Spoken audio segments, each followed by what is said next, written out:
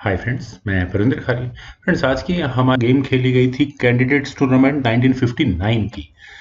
तो फ्रेंड्स, यहाँ मिखाइल टाल और पॉल बैंको के बीच में जो 7th राउंड में मुकाबला हुआ बहुत कमाल का था।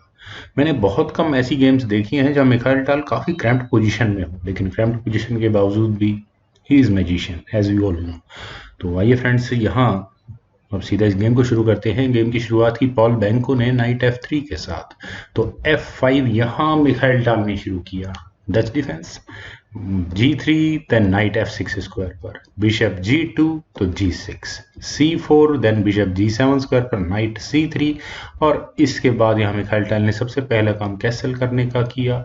व्हाइट ने भी कैसल किया D6 D4, तो नाइट C6 स्क्वायर पर। और अभी तो कुछ खास नहीं है। D5 यहाँ पहले व्हाइट ने किया, नाइट पर अटैक बनाया, तो ये नाइट गया G5 स्क्वायर पर। और अब ये नाइट कहाँ जाएगा, ये नाइट C4 पॉन पर अटैक बना रहा है, तो व्हाइट ने यहाँ पहले किया क्वीन D3। लेकिन फ्रेंड्स, अगर व्हाइट यहाँ अपने इस पॉन को आगे पुश कर दे तो इस नाइट के जाने के लिए कौन सा स्क्वायर होगा। तो शायद इसी कारण से सबसे पहले यहाँ मिखाइल टाल ने C5 किया, ताकि ये बी पॉन और आगे पुश हो ही ना पाए। Knight G5, then A6। और फ्रेंड्स, ये मूव काफ़ी डेंजरस है। वाइट जब यहाँ अपने इस नाइट को G5 स्क्वायर पर लाया, फॉर्चुनेटली ये बिशप सही स्क्वायर पर बैठा है, लेकिन रुक B1, देन रुक B8 स्क्वायर पर बिशप D2। और अब यहाँ इस पॉइंट पर ब्लैक की पोजीशन बहुत क्रैम्प्ड है, उसे यहाँ अपने पीसेस को शायद शफल करने के बारे में सोचना शुरू कर देना चाहिए था। मिखाइल टाल ने यहाँ अपनी क्वीन को मूव किया E8 स्क्वायर पर, देन B3। और B3 से तो खैर कुछ नहीं होता, B5, देन A3। और अब इस A3 से क्या ये पॉन आगे पुश होने वाला है, लेकिन कोई फर्क नहीं पड़ता। नाइट G4 यहाँ पहले ब्लैक ने किया, तो नाइट F3, ताकि ब्लैक अपने इस नाइट को यहाँ इस E5 स्क्वायर पर लाए तो ज़्यादा खतरा ना हो। B takes C4, B takes C4, offering rook exchange, लेकिन मिखाइल टाल ने अपने रुक को B3 स्क्वायर पर प्लेस किया और व्हाइट को ही कहा कि आप रुक एक्सचेंज करें। Rook takes B3, knight takes B3। और यहाँ मिखाइल टाल का अटैक इस बिशप पर है, और आप खुद देख सकते हैं कि कितनी क्रैम्प्ड पोजीशन पे यहाँ टाल खेल रहे हैं।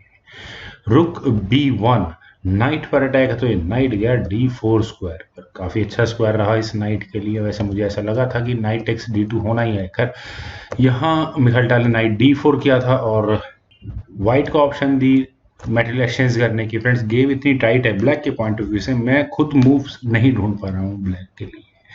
अभी यहाँ मेरे ख्याल से व्हाइट H3 कर देता तो नाइट को वापस जाना होता इस G4 नाइट को, तो नाइट टेक्स F3, ई टेक्स F3 और नाइट F6 स्क्वायर पर चला जाता। गेम मोरलेस इक्वल ही रहती यहाँ से।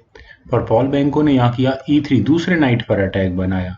ये नाइट यहाँ इस F3 नाइट को जो लेने आया था, knight takes F3 check, bishop takes F3, then knight E5। ऐसा करने के बाद मिखाइल टाल को मौका मिला अपने पीसेस को सही स्क्वायर पर रखने का। यहाँ क्वीन और बिशप पर अटैक है। अगर आप किसी क्रैम्प्ड पोजीशन में खेल रहे हैं और अगर उस पोजीशन से बाहर निकलना है, तो सबसे बढ़िया तरीका है कि मेटेरियल एक्सचेंज कर ले। बोर्ड में आपके पास स्पेस कम है, तो पीसेस भी कम होंगे, तो मूव करने में ज़्यादा आसानी होगी।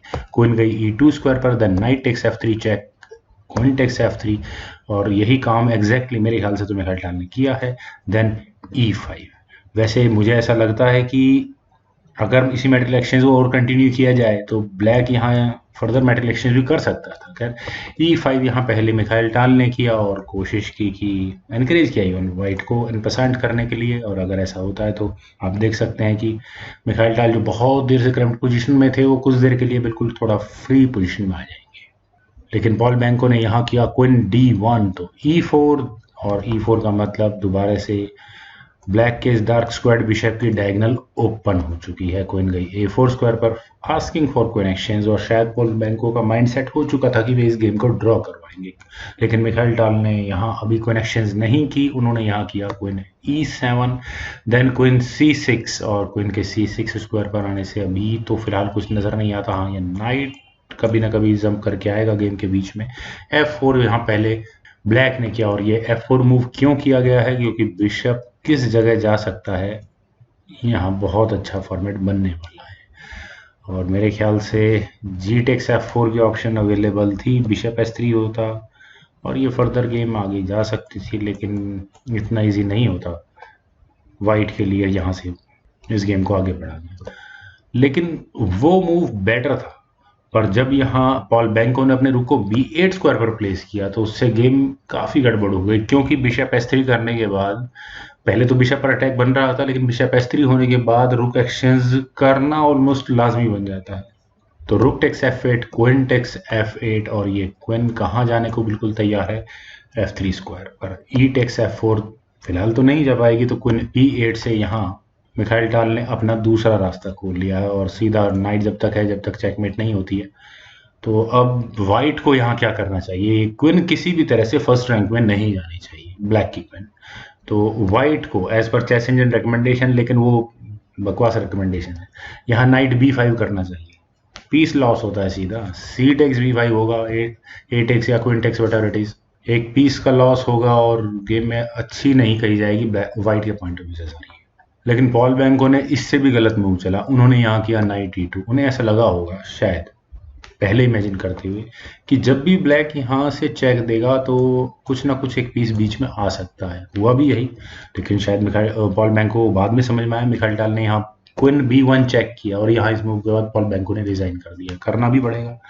अब वाइट कुछ भी बीच में लगाए, इधर नाइट और बिशप, ब्लैक की क्वीन C2 स्क्वायर पर आएगी ही आएगी। मान लो यहाँ वाइट बिशप को C1 स्क्वायर पर लेकर जाए तो क्वीन C2, और अगले मूव में यहाँ सीधा चेकमेट की थ्रेट होगी, और वाइट के पास कोई ऑप्शन भी नहीं होगी रिपीटेड चेक्स देने की। क्वीन E8 चेक होगा तो बिशप आ जाएगा बीच में, और उसके बाद फिर कोई दूसरी और चेक कहीं से भी नहीं आती। तो इस मूव के बाद इस गेम को और ज़्यादा आगे नहीं बढ़ाया जा सकता था। तो फ्रेंड्स, मुझे पूरी उम्मीद है कि आपको ये वीडियो ज़रूर पसंद आई होगी। तो आप लोग इस वीडियो को लाइक करें, शेयर करें, और मेरे इस यूट्यूब चैनल चेस गुरु को सब्सक्राइब जरूर करें। आपके कमेंट्स का मुझे बेहद इंतजार रहेगा। Thank you for watching and bye for now.